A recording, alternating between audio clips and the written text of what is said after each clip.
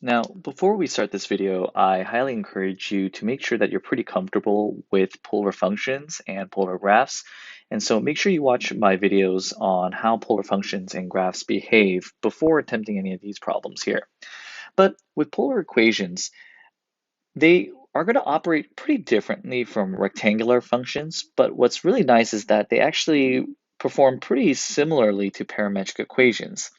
And so, although in BC, most of the time we're going to be using calculators to graph polar functions, it is a good idea for us to at least take a moment and make sure we understand how polar functions are graphed. And so we're going to do one by hand real quick. We're not going to spend a ton of time on this, but just make sure that we understand how these work. So if we look at something like 4 cosine theta, it's important for us to understand that r is giving us our distance from the pole. And our pole is another word for the origin here for a polar function, or on a polar graph, I should say. So r represents how far our value is from the pole, and it's a function of theta. So in this case, we have 4 cosine theta. So we're going to plug in these values that we have listed here for theta and see what we get for r. So in cosine of 0, when we're taking the cosine of 0 is 1. So 1 times 4 just gives us 4. And then when we have pi over 4, cosine of pi over 4 is root 2 over 2. And root 2 over 2 times 4 is 2 root 2. And we're going to just kind of rinse and repeat this. So go ahead and pause the video and just continue to fill out this table here for 4 cosine theta. And just to check, you should get the following here. These should be the values, unless I made a mistake somewhere, which is entirely possible, but let's just check. And I think those look good. So now we're going to go ahead and we're going to plot these values. So these are not x, y coordinates, but in the same way, for every angle theta, we have a specific r value. So when theta is equal to 0, our r value is equal to 4. And again, in my previous video, I went ahead and I went through how to plot these a little bit more in depth, but for all intents and purposes, we can kind of get a sense of what's going on here. For theta is equal to pi over 4, and pi over 4 is like right over here. When theta is equal to pi over 4, my r value is 2 root 2, which is approximately like 2.8. So it should be somewhere right around here. When theta is equal to pi over 2, which is up here, we have 0. When theta is 3 pi over 4, which is over here, we have negative 2 root 2. And again, remember when our r value is negative, that means we're going to reflect that value. So if it would normally be here, we're going to reflect it over the pole. So it ends up actually right around down here. So that's what it looks like for 3 pi over 4. When theta is equal to pi, I've got negative 4. So again, negative 4 would normally be over here, but because we're reflecting it over the pole, I'm going to end up back over here. So I'm just going to go ahead and connect these dots, and I'm not done here, but if I were to just go ahead and continue to plot those points, I would see that they would just kind of loop back around to this circle. And just hopefully see if I can make this a little bit larger here. There we go. All right, so that looks pretty good. So we see that this polar function actually just creates a circle. Now let's take a moment and let's think about what our x and y values are, or excuse me, x and y equations are. And the reason why this is important, why this can be helpful, is that we can rewrite our equations, our polar function, using the values of x and y to create parametric equations. And that's going to allow us to find the derivatives a little bit later, and we'll do that in a bit. So if you remember, x is equal to r cosine theta, and y is equal to r sine theta. So we're just going to write those equations. So x is equal to 4 cosine theta times cosine theta, or another way of just saying that is just cosine squared theta. And then y is going to be, what we have here is 4 cosine theta, or excuse me, 4 cosine theta times sine theta. And if you want to, you can use a double angle identity here to rewrite this as 2 sine 2 theta, but that's completely optional. Although doing that substitution might make your life a little bit easier a little later down the line when we're doing a little bit more with the derivatives. Now, what we're going to do is we're going to take those x and y equations that we have, and we're going to actually use them to plot our rectangular coordinates. And so we don't have to do this when we're graphing polar functions, but I just want to compare the two briefly.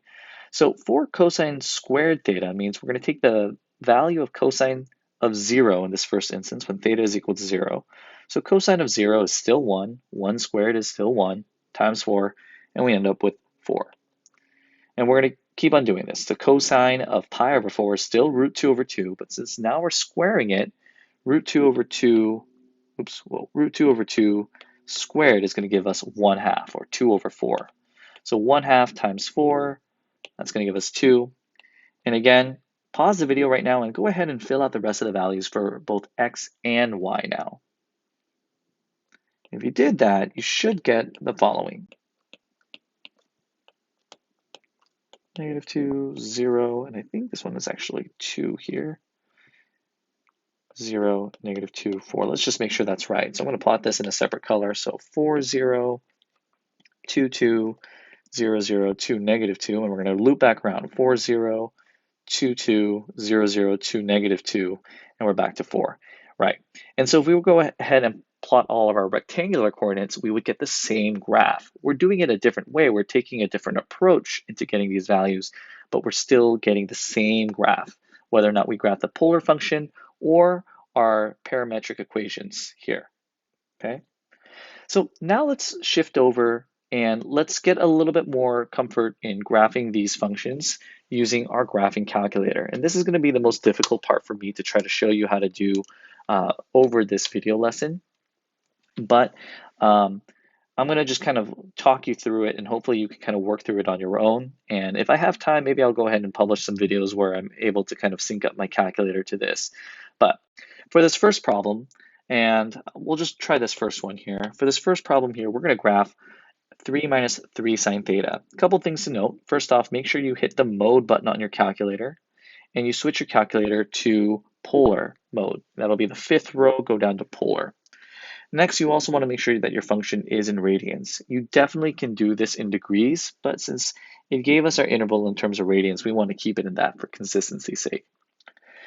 Next thing, I'm going to actually also write out my x and y equations. This is also not really necessary for this problem, but just more practice. X would be 3 minus 3 sine theta times cosine theta, and y is equal to 3 minus 3 sine theta times sine theta. And we would say here, we're going to now plot this function. And when we are graphing this, a couple things to look out for. In your mode window, or excuse me, your window, you want to make sure that your t-min, or your theta min, I should say, your theta min, since it's in terms of theta, is equal to 0. And for theta max, go ahead and make that 2 pi. And for your theta step here, if you're on your Windows screen, there might be a default value there, but usually something around 0.1 just works fine. So if you graph this, then you should get something that looks like the following. You should get what looks like a cardioid, which is the name of this type of graph here. So this graph here is going to look something like this. And I'm just trying my best to not butcher this too much, but you should get something that looks something like that. That's not a great looking cardioid, but hopefully you get the idea here. So this is a cardioid. Think of cardioid because it kind of looks like your heart. Now, suppose you wanted to find dy dx, which is the slope of the tangent line at theta is equal to pi over 8, right? Theta is equal to pi over 8. So what we're saying here, when theta is equal to pi over 8, which, again, this is just a bit of an estimate here, which is right around here, when theta is equal to pi over 8, what we're trying to determine is what is the slope of this tangent line? And we're using dy dx to do that. So in your calculator, you want to go ahead and hit, and I'll just do this, write this to the side. We're going to hit the second button, then hit the trace. And then from there, after you've hit second trace, you'll then want to choose the dy dx option, and then just enter in theta is equal to pi over 8.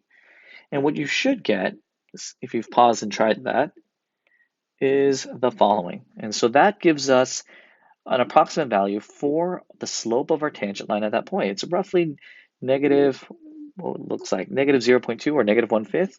And that seems to match up pretty well, even with this pretty terrible sketch that I have for this polar function. So hopefully you understand conceptually what's going on there now. So Now from there, now that we've had a chance to work through that, I encourage you to pause the video and try these other two and check your graphs with what I have uploaded to my classroom. All right, now that we have tried finding a couple of polar derivatives using our calculator, let's practice finding some polar derivatives by hand. So to find the rate of change of y with respect to x analytically using our polar coordinates, then we're going to need to use what we know about our parametric equations. So this is where us coming up with x and y, our equations for x and y, are going to be helpful.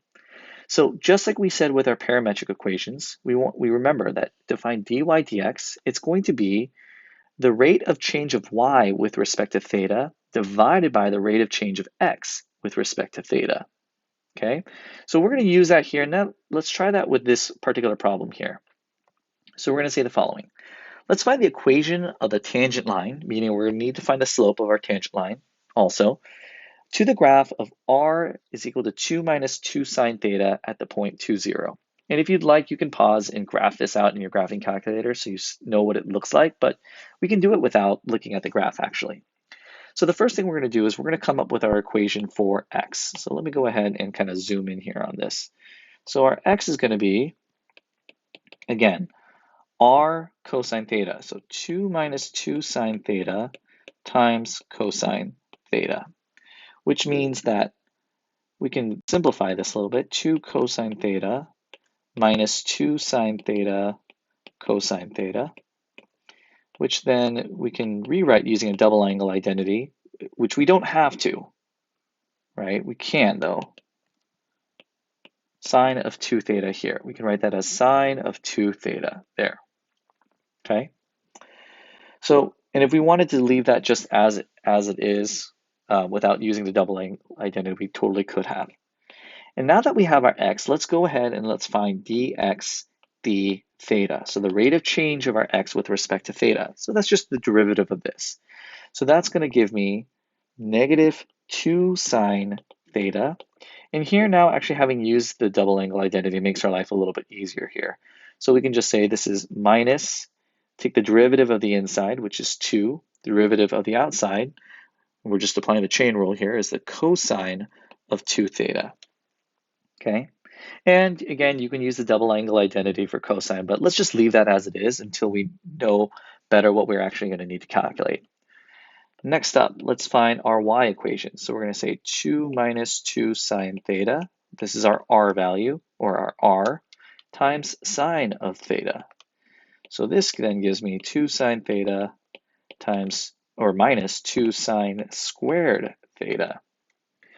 Now from here, let's find dy d theta, so the derivative of this. So from here, we're going to go ahead and we're going to then say this should be equal to 2 cosine theta minus, I'm applying the chain rule, 4 cosine theta sine theta. And so cosine theta sine theta.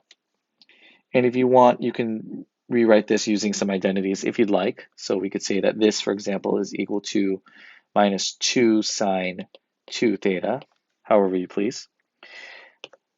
But now let's go ahead and let's use this information to write the equation of our tangent line. So let me go ahead and make this a little bit smaller so I have some space to work with.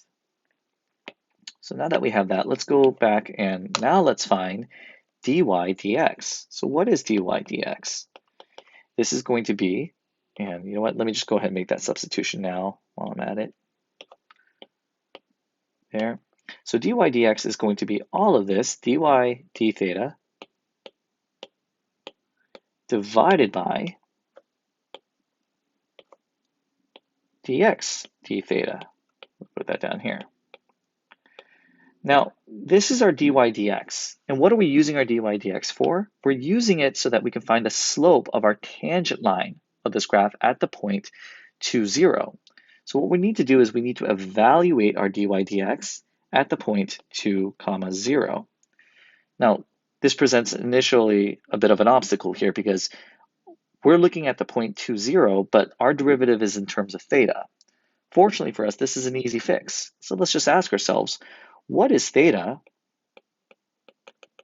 when we're looking at the point 2, 0? And You could normally plug in one of these values in for either your x or y equation and solve for theta, but fortunately for us, we don't have to, because if the point is at 2, 0, just ask yourself, when our point is at 2, 0, what is our theta? If it lies right on our x-axis, that means theta must be equal to 0. That's the only way we can get the point 2, 0 here, right? So if that's the case, then what we're going to do is we're going to evaluate this derivative at theta is equal to 0. So let's do that. So when theta is equal to 0, cosine of 0 is 1, so 2 times 1 is 2. Anytime we take the sine of 0, we're going to just get 0, so we don't have to really worry about that. And in the denominator, we've got another sine of 0, so that's going to give us 0. And now we got 2 cosine 2 theta. Well, again, cosine of 0 is just going to be 1, so negative 2 times 1 is negative 2, and that just gives us negative 1. This is the slope of our tangent line. So now that we have the slope of our tangent line, we're ready to write our tangent line equation. We can say y minus y1, we're going to use our coordinate 0, is equal to negative 1 times x minus our x coordinate 2.